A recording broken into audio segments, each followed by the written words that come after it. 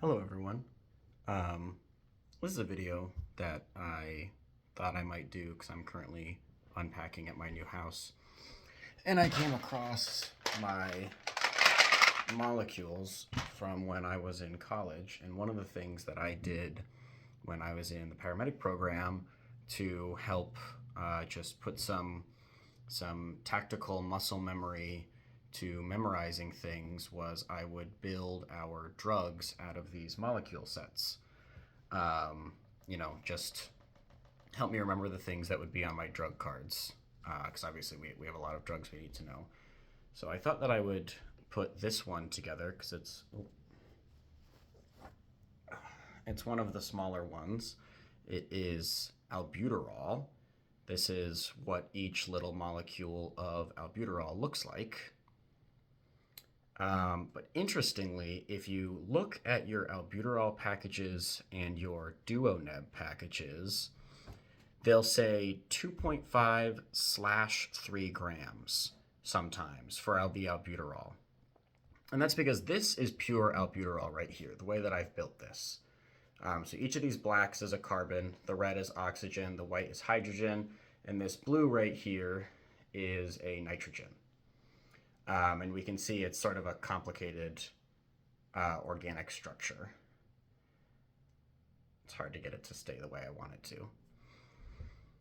The official name for this, we talked about in class how every medication technically has a chemical name. And I mentioned in the review session last night that for aspirin, it's acetylsalicylic acid. It's a relatively easy name to remember, to be completely honest, compared to some of the others. The chemical name for albuterol, which I had to write down to remember for doing this video, is alpha-1 tert-butylamino methyl 4-hydroxy M-xylene alpha-alpha prime diol. So I'm not going to go through how that name is built, but there's some hydroxys. Any of these oxygens with a hydrogen attached to them is a hydroxy. This nitrogen is an amino, and then this ring here is called xylene. Well, the ring itself is benzene, but part of this combination is xylene.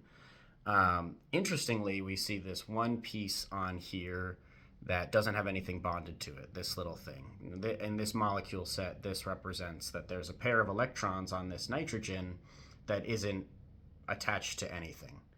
The cool thing about that is a lot of our drugs come this way.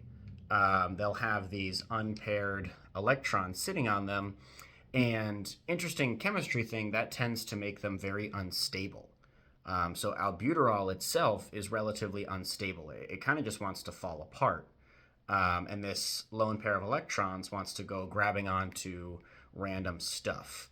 And those kinds of instability problems is usually why some of our medications might be refrigerated, because they're more stable at the lower temperatures. They might come in a powdered form that we mix with water because they're more stable as a solid than as a dissolved liquid. What we do in the case of albuterol, and also in the case of drugs like Benadryl and ipratropium atropine as well, but albuterol I think is a nice example, is when they manufacture albuterol, they actually manufacture it and they mix it with this. This is a sulfuric acid molecule.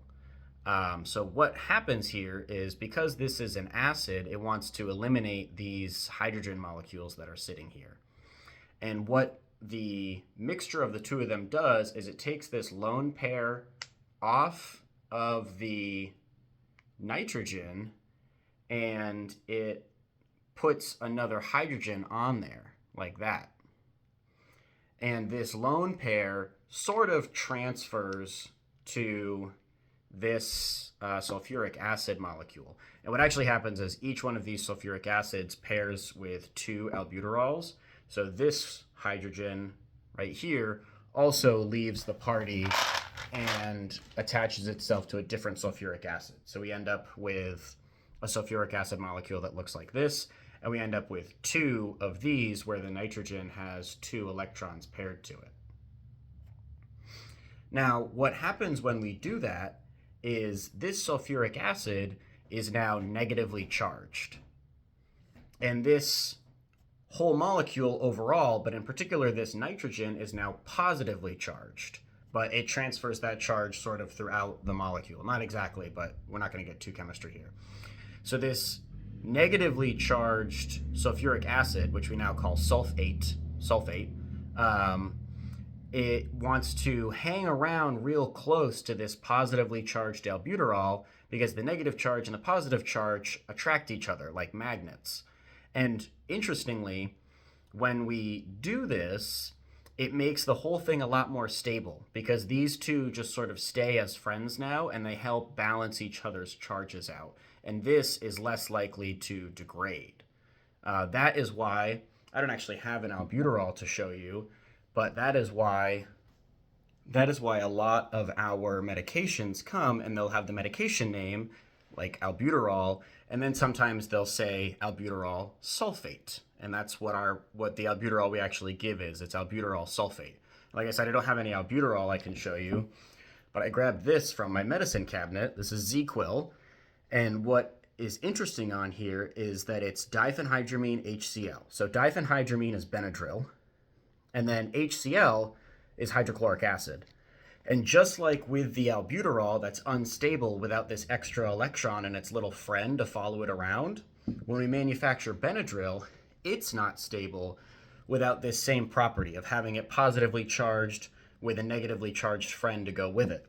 So we take our Benadryl and we add hydrochloric acid to it, and the H on the hydrochloric acid attaches itself to the Benadryl, and then in that case, it ends up being a positively charged Benadryl molecule with a little hydrogen or a little chlorine atom that follows it around because the two of them together stay more stable.